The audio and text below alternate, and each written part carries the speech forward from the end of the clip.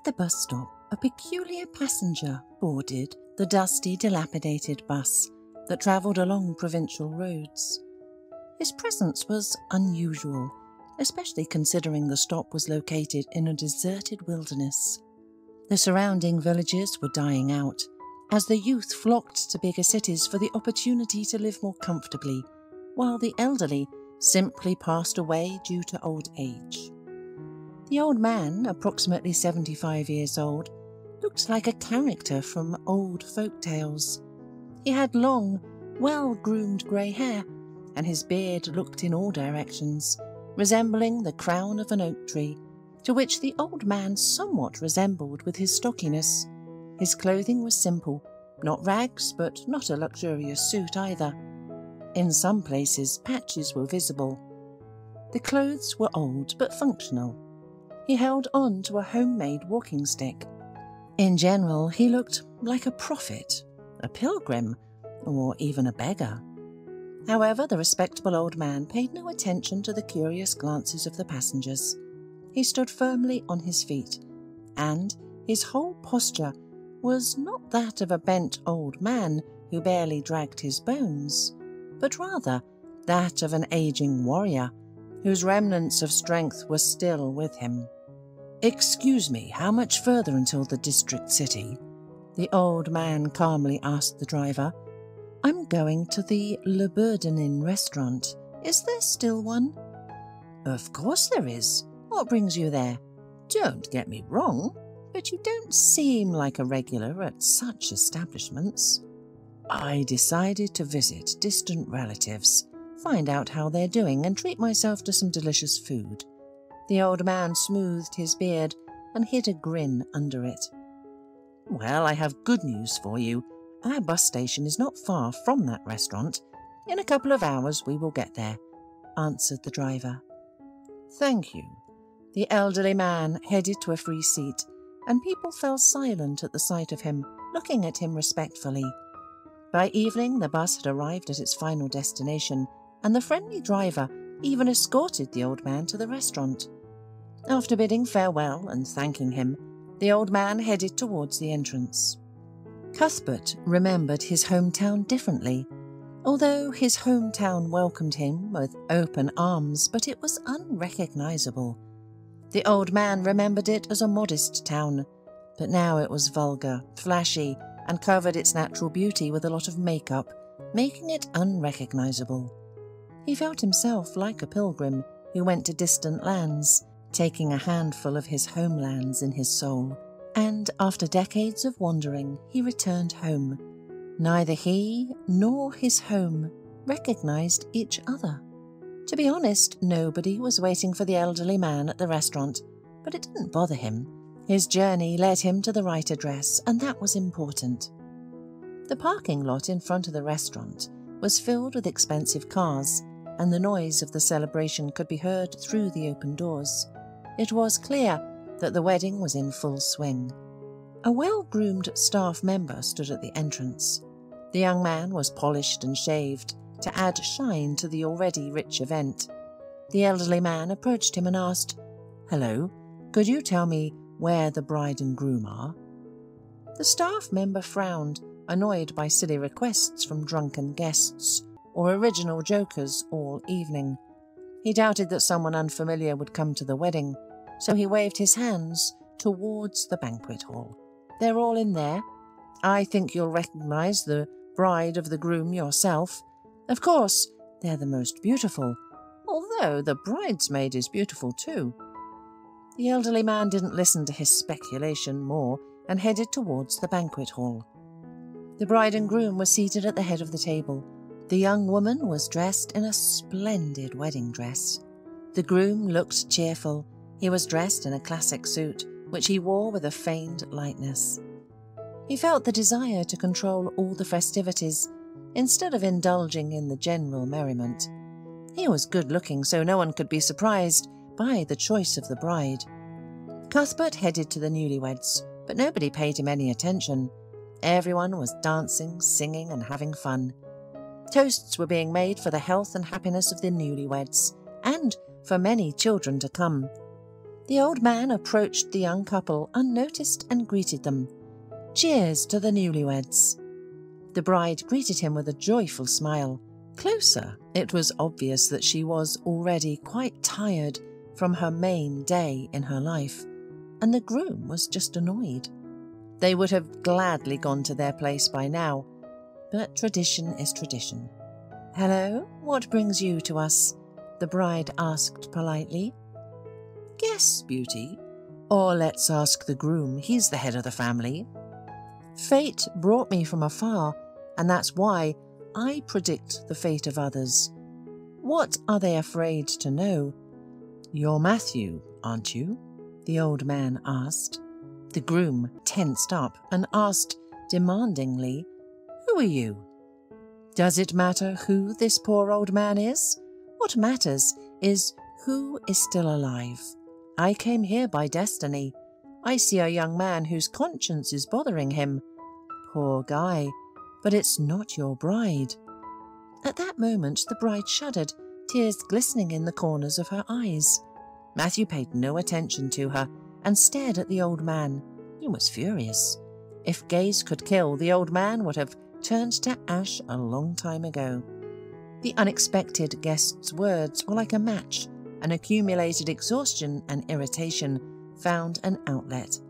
The groom angrily threw a question at the old man.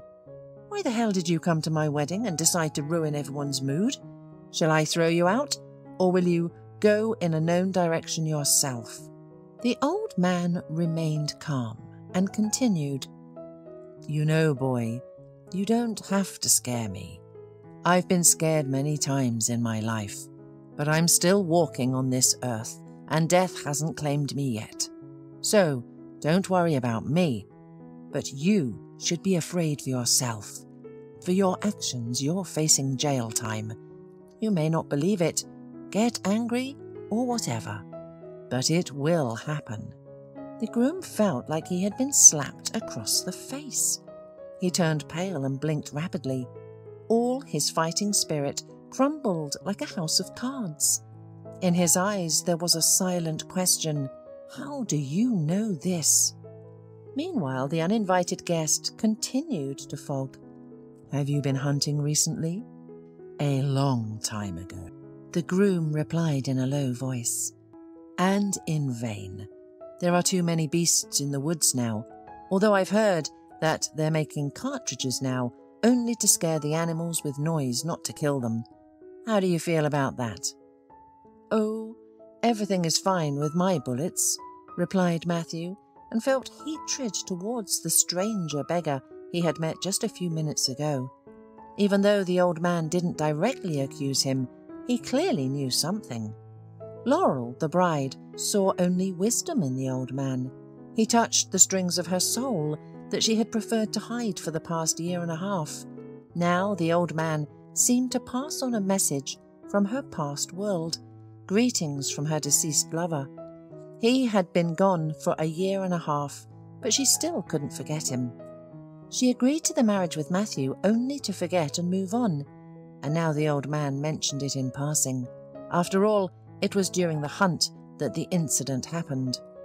"It's a good thing you have real bullets.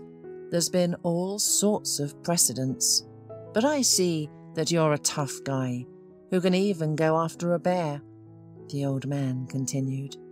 Matthew couldn't take it anymore. He got up, took the stranger by the elbow, roughly led him out of the restaurant to the stunned gaze of the guests, and the incident was forgotten after a minute. Meanwhile, the bride used a back door and caught up with the old man. She handed him a small bundle of treats, quickly put together in the restaurant kitchen. "I'm so sorry. Forgive Matthew. He's just nervous. He's just so emotional. It's not every day that a man gets married. That's why he's so angry. But I listened to you carefully, and you said strange words. Nothing really, but somehow it's scary and creepy. Do you know something about that day?" "My name is Cuthbert. Maybe I do, maybe I don't. You're looking for answers that I can give you, but I won't. If you want to find them, remember where you left your love, and look for it in the closed village not far away. Answers are waiting for you there. And now I'm leaving. A long road awaits me, and you have a choice: to look for the truth or to live as you've been living." The old man turned and limped towards the bus stop. The bride was called, but she didn't hear anything and continued to stand still. Memories consumed her. It all happened a year and a half ago. Her beloved Paul and Matthew went hunting on that fateful day. In addition to their business and friendship, they had a shared passion for hunting. Nothing foretold the trouble. As usual, the friends took their rifles and went to find prey, but they became the prey themselves. When Matthew arrived home that evening, he told everything. A bear attacked them. The animal probably woke up from hibernation earlier than usual, so it was aggressive. Paul was less lucky. His rifle broke. Matthew shot at the bear and ran away when he saw that his friend was already dead. They didn't even find his body later. For 6 months, Laurel suffered and couldn't find her place. She blamed and cursed everyone and everything. After a while, Matthew started making timid attempts to become her boyfriend, but the girl kept the memory of her beloved for a year before finally responding to Matthew's feelings. She didn't burn with great love for him, but he was a handsome young man. She was sure he would always stand by her because he adored her and felt guilty of the death of his friend. Matthew often said he was guilty before her for not protecting Paul, and he said it sincerely. She believed and forgave him long ago. After the wedding and a short honeymoon, when the newlyweds finally had their fill of each other and remembered that they had other matters besides love, Matthew began to frequently disappear at work. Meanwhile, Laurel took over the arrangement of their family nest and completely immersed herself in household chores. It was unusual for her to realize herself as a wife to meet her husband from work. The absence of great, pure love weighed on her. She was expecting for something else from her marriage. Meanwhile, Laurel increasingly remembered the elder. He even appeared in her dreams and stared at her with reproach and silence. One day, Laurel called her husband, who was at work. "Yes, Laurel," came the slightly irritated voice from the other end of the phone. Apparently Matthew was busy and she was distracting him. Perhaps it was precisely this irritability that helped Laurel finally pull herself together and carry out her plans. "Darling, sorry to distract you. I was talking to Rachel, and she invited me to go hiking in the woods overnight. She has a house there that was her grandfather's, a gamekeeper. We'll stay there. Are you okay with that?" Laurel made up a pleasant, harmless story for her husband. In response, Matthew sighed heavily. "Of course, I don't mind. Especially, I'll be busy with our business." "Thanks, Kitty. Love you," laughed Laurel. "Have a good trip. Don't forget to leave some food. Kitty won't eat Whiskers with beer." "Well, I've dealt with the main thing," Laurel thought to herself. First, Laurel stopped at a gas station and filled all available containers with fuel. She didn't know how long she would be looking for the village, so she had to prepare. The next point of her journey was a trip to the store for groceries. While she wandered around the supermarket, she did not lose the joyful excitement of participating in a small adventure. This is how a mischievous girl feels, running away from home for the first time through a window to a disco. The journey met her with deserted, dusty roads, potholes, and frequent stops. Little by little, this shook the childish delight out of the woman, leaving only determination. If the old man could do it, so could she, for sure. Several hours of tension that any driver experiences behind the wheel did not prevent Laurel from admiring the surroundings. Forests alternated with cultivated fields, and fields gave way to hills, all of which fascinated, bloomed and smelled. The woman stopped more than once just to pick a flower and inhale its scent. Sometimes she came across wild animals, mostly deer or hares. She looked at this diverse world with wide open eyes. She arrived at the bus stop in the evening. While she was figuring out her route, Laurel realized that it was too late to go anywhere, and she would have to spend the night here until morning. She drove a short distance away and turned off the car.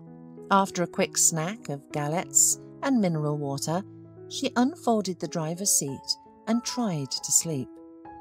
The cacophony of the night forest was so unusual for a city dweller that the woman couldn't close her eyes for a long time, and only fatigue and stress from the day's experiences led her to sleep closer to midnight. As Laurel stretched her stiff body in the morning, she scolded herself for her foolish adventure. But her heart skipped a beat when she remembered Paul. If the old man could unveil the secret, she would find peace and be able to move on. That's what Laurel thought as she approached the first settlement. She met an old woman with a bucket of water who was going about her business and greeted her. "Good morning," the woman responded and looked at Laurel skeptically. It was clear that strangers were not welcome here. "Where are you from and what do you need?" "I'm looking for a closed village where an elder with a beard lives." The elderly woman looked at Laurel strangely and hurried away. "I don't know any lost villages and any elders." Surprised by the woman's strange reaction, Laurel drove on. But the same thing happened in the next village, and only in the third one did a middle-aged forester point to a half-abandoned dirt forest path whose entrance was marked by a wooden post. "Just be careful. There are all kinds of rumors about that village. We don't have much contact with them, and they don't seek our friendship out either. We live like this, not bothering each other. I don't know what you need them for, but if you feel something's wrong, come straight back here," said the forester. "Thank you, I'll keep that in mind." Laurel smiled, said goodbye to the forester and drove on. The branches whipped against the side windows and sometimes tried to break the windshield. The grass almost covered the car's headlights.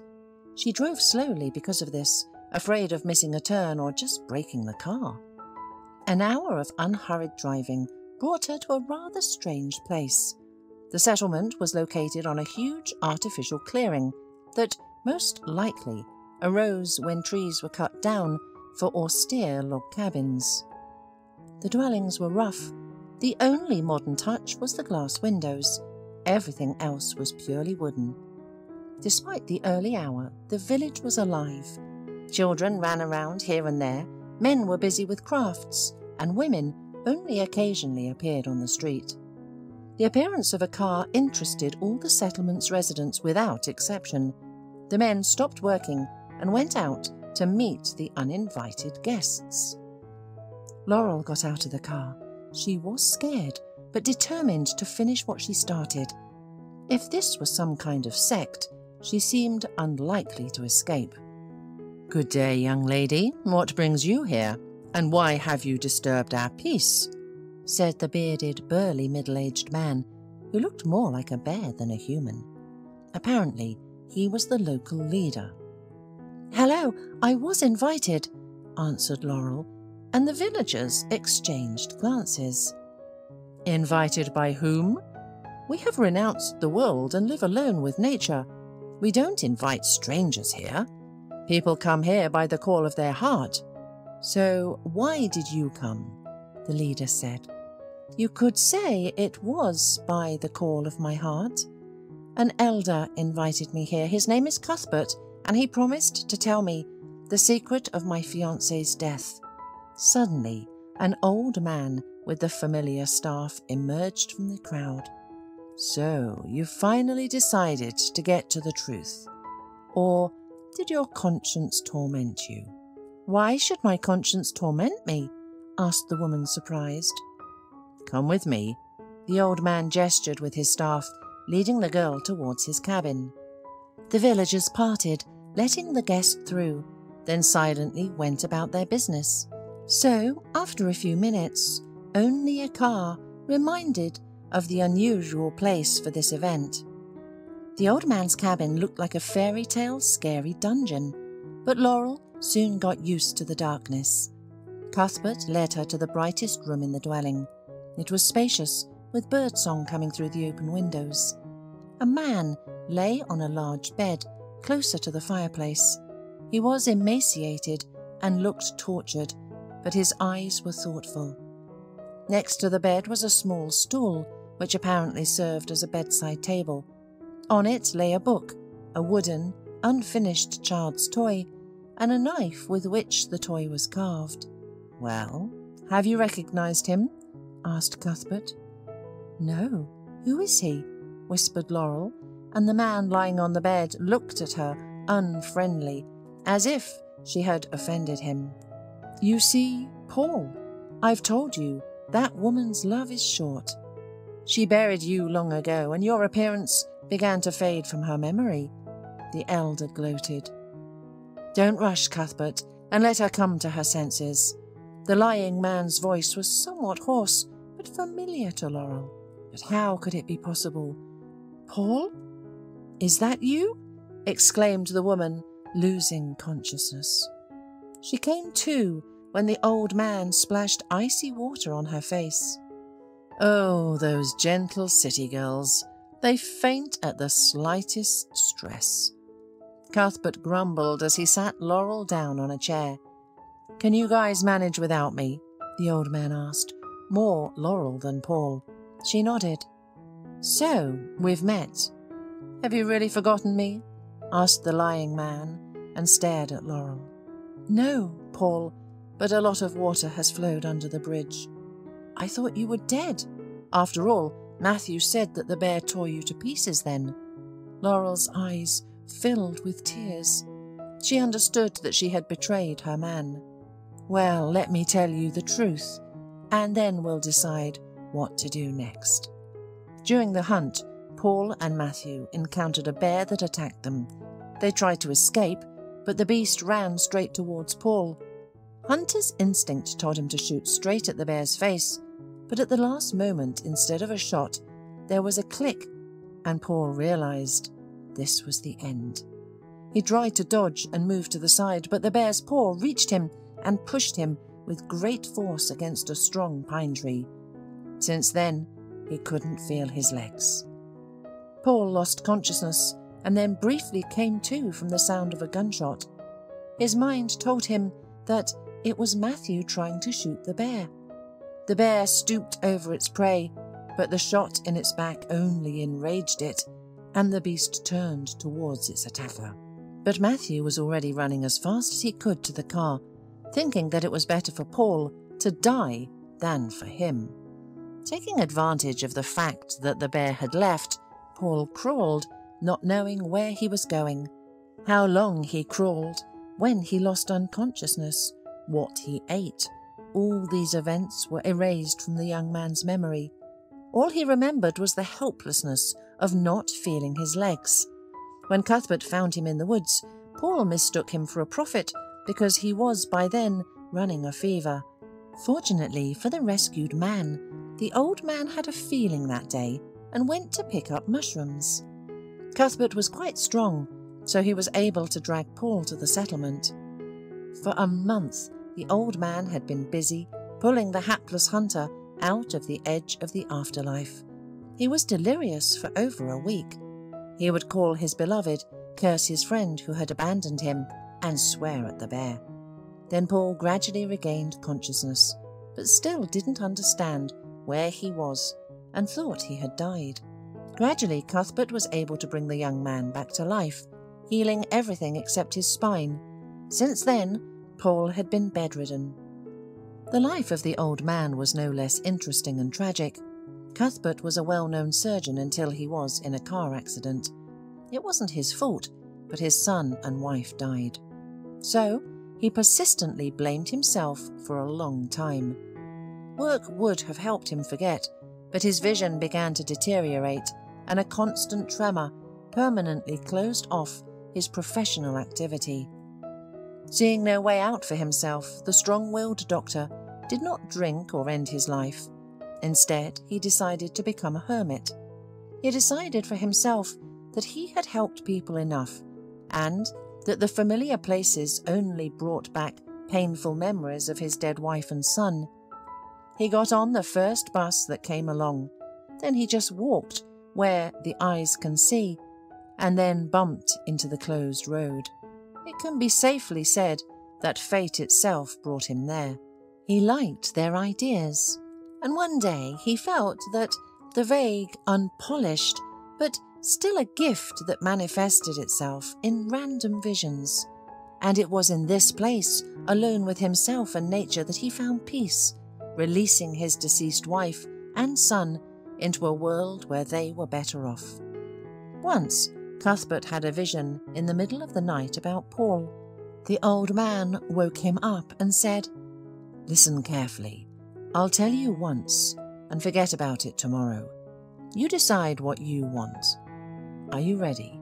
Your friend is to blame for your misfortune and weakness, but not because he abandoned you in the woods. He set it up long ago.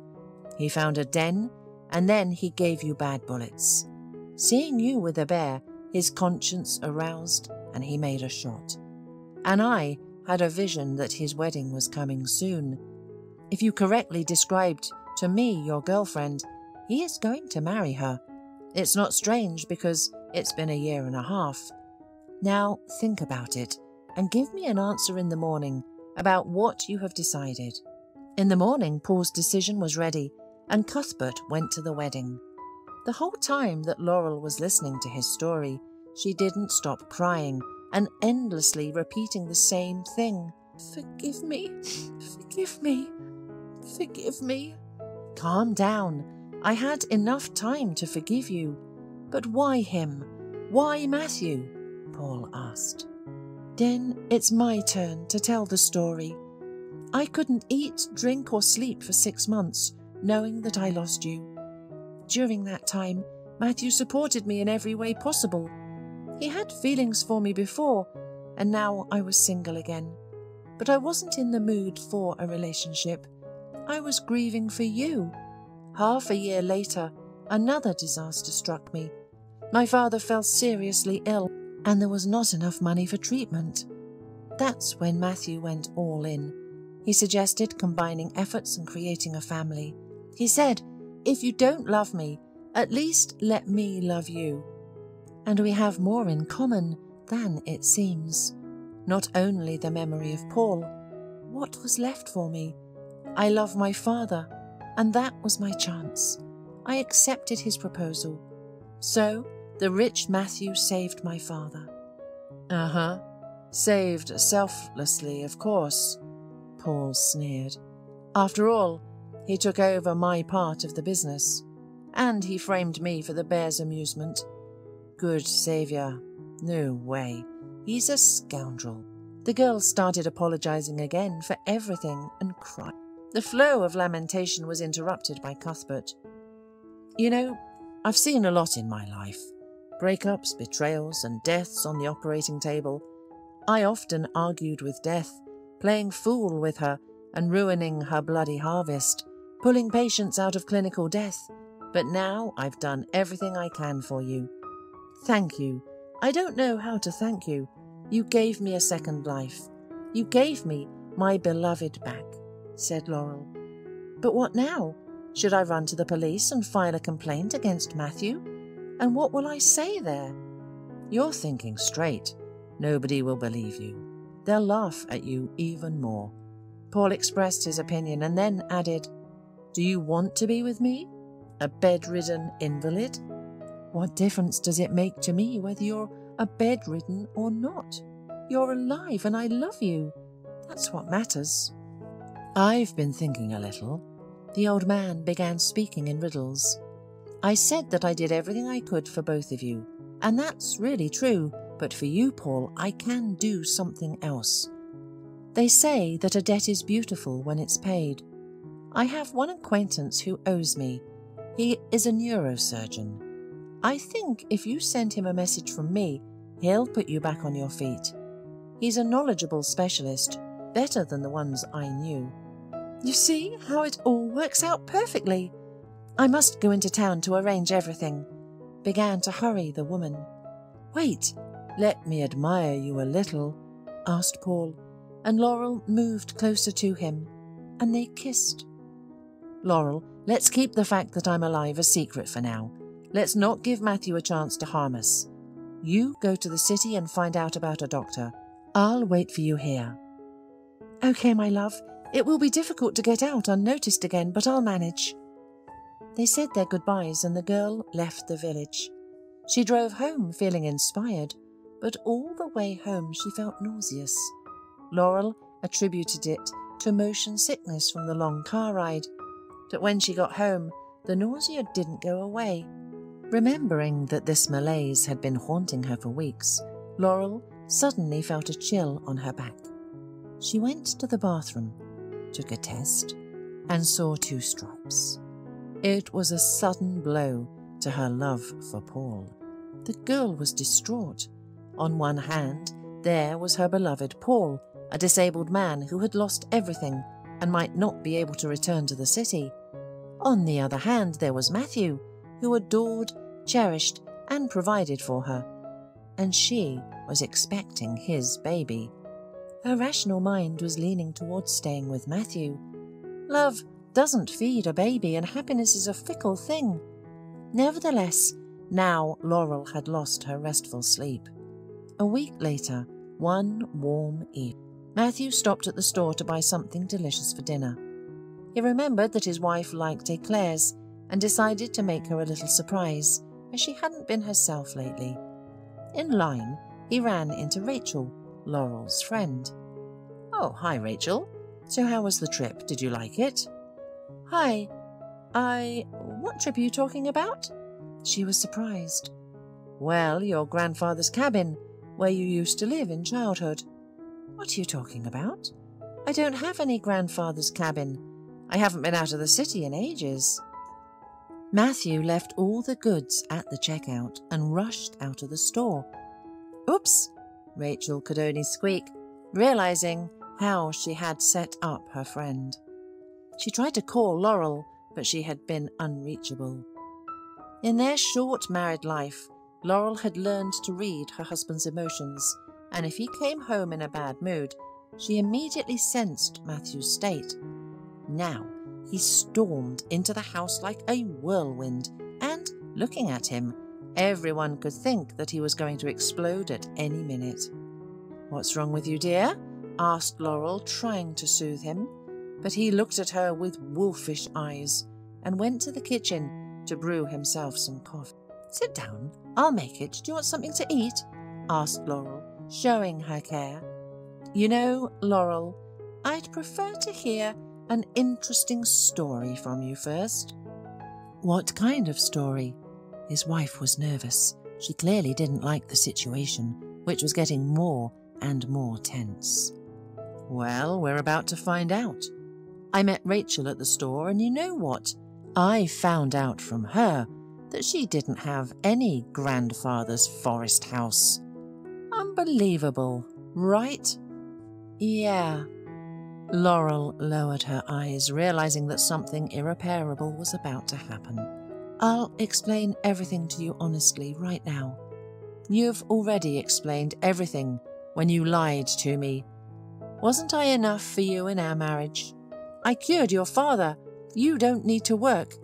What else do you need in this life?" shouted Matthew with hatred. His anger was righteous, and it was hard to extinguish that flame. Laurel began, but a spasm of nervousness twisted her. You're a snake that I kept warm on my chest. You're a cheater." Enraged, Matthew grabbed his wife by the hair and delivered a strong slap. The world before the woman wobbled. It was like 1,000 stars exploded in her head, and her eyes went dark. The pain in her stomach became unbearable, and Laurel lost consciousness. "Miscarriage," the gynecologist said matter-of-factly. He had to say this very often, and he was already used to it and became callous. But for his patients, it was a huge personal tragedy. No, he wasn't a bad or cynical doctor. He was just tired of endless tragedies. Laurel lay there not wanting anything, not even to move. They put IVs in her. Her condition was stable, but she lost a lot of blood, and she lost her baby. And in her despair, the woman didn't even blame Matthew for his actions. It was justified by her lie. She scolded herself for forgetting to ask Rachel to cover for her and to lie to her husband. However, Rachel also reproached herself for her loose tongue and felt guilty. She visited her friend every day, and one day Laurel told her secret. "So are you saying that Paul is alive?" Rachel didn't even try to hide her surprise. "I wouldn't have believed it myself if I hadn't seen him with my own eyes." "And what are you going to do now?" "What can I do? Look, I'm lying here full of injections. What can I do now?" "Listen, you can't, but I can. You haven't told your husband anything yet, right?" "No, but you don't know where to drive, do you?" "Laurel, I want to fix my mistake. Take your time and tell me in detail. I'll talk to Paul and we'll figure out what to do. Besides, I always liked Paul more than Matthew. By the way, is your husband repentant, or are you getting a divorce and going back to your maiden name?" Laurel smiled sadly. "I don't know what's on his mind. He's sending me repentance SMS messages and paying for treatment, but I'm not ready to see him in person yet. I don't know if I even want to see him. I love Paul, and I was going to stay with Matthew because of the child, but now there is no child." Saying this, Laurel turned to the window and cried. Rachel understood that it was best to leave her friend alone now, and she quietly left. Cuthbert was particularly tired today. Berry and mushroom picking had started to take more energy than before. He was pleased that the children were increasingly joining him. It was interesting for him to teach them and to tell the younger generation about life in the stone jungles, which they had never seen before. The children perceived his descriptions of cities in the same way that Cuthbert himself perceived tales of wizards and fairies. Paul was busy with his usual activity, making toys. This time he was making a set of wooden soldiers, all of which looked similar. It was worth noting that he had become a master of his craft. "Well done, beautiful carving. They look just like real ones. Each boy will get a warrior, right?" Cuthbert praised Paul. "Yes, 7 are ready, 2 more to go. Then I'll ask Brady for more blanks. You know, I'm inspired to be useful. I'm carving trinkets, keeping busy, and sometimes I forget that my legs don't work. I like seeing the children's eyes when they receive gifts. I wonder if I'll ever have my own child, a son or a daughter. Oh, dreams." "Cheer up, Paul. Now it's up to Laurel. By the way, I haven't heard from her in a long time, and I have a bad feeling about something," said the old man. He was silent for a minute, thinking about something, and then finally made his decision. "I'll go to the city again." "For me?" asked stunned Paul. "For you, for Laurel, and for myself. I haven't been feeling very well lately. Maybe there won't be any more opportunities to see my hometown." The old man replied and began to gather his things. 20 minutes later, he was walking along the forest path. When the old man reached the edge of the thicket where a wooden post stood, he saw a car and a woman next to it. "Daughter, where are you going?" the old man asked sympathetically. "Probably to you. Are you Cuthbert?" The old man nodded and the woman introduced herself. "I'm Rachel, Laurel's friend.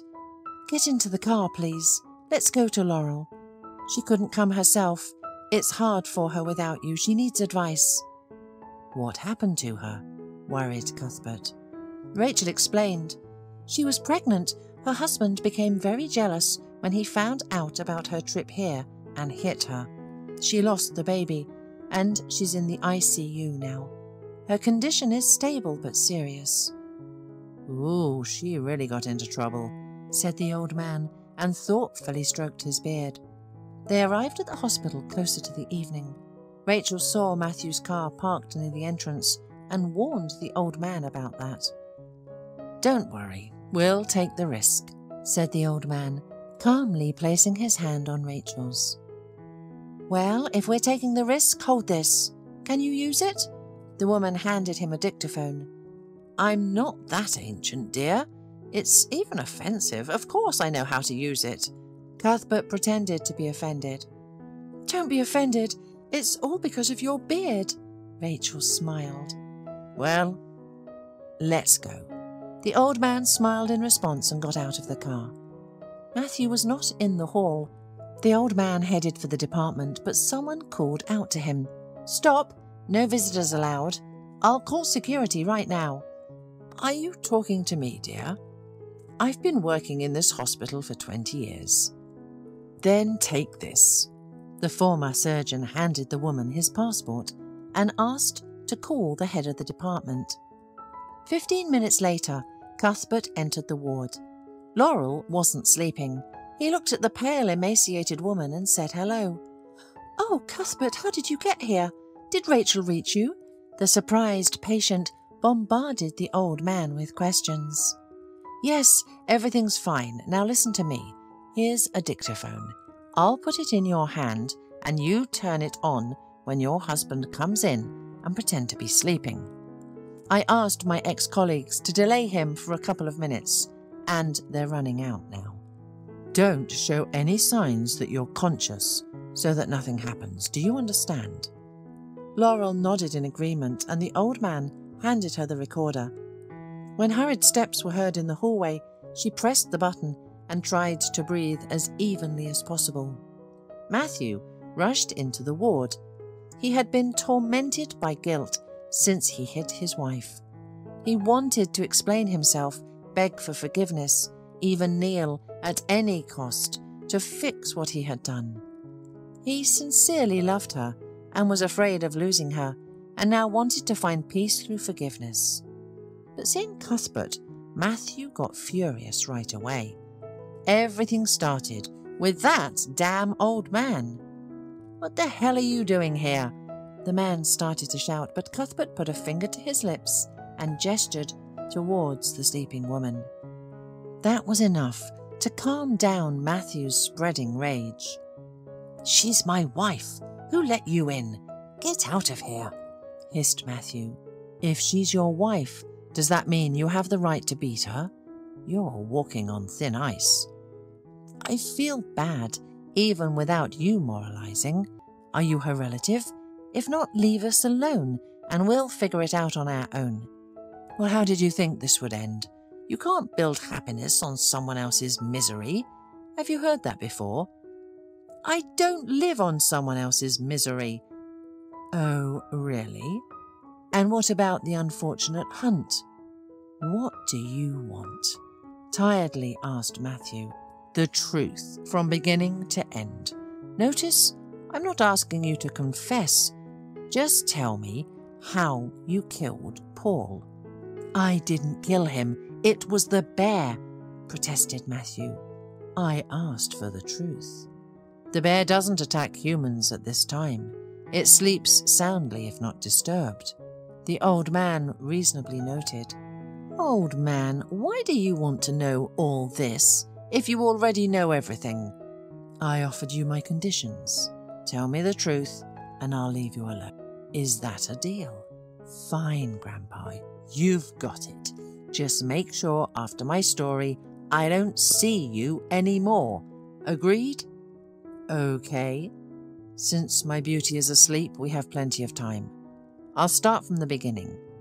Paul and I have been inseparable since childhood. We were friends, grew up, conquered the peaks.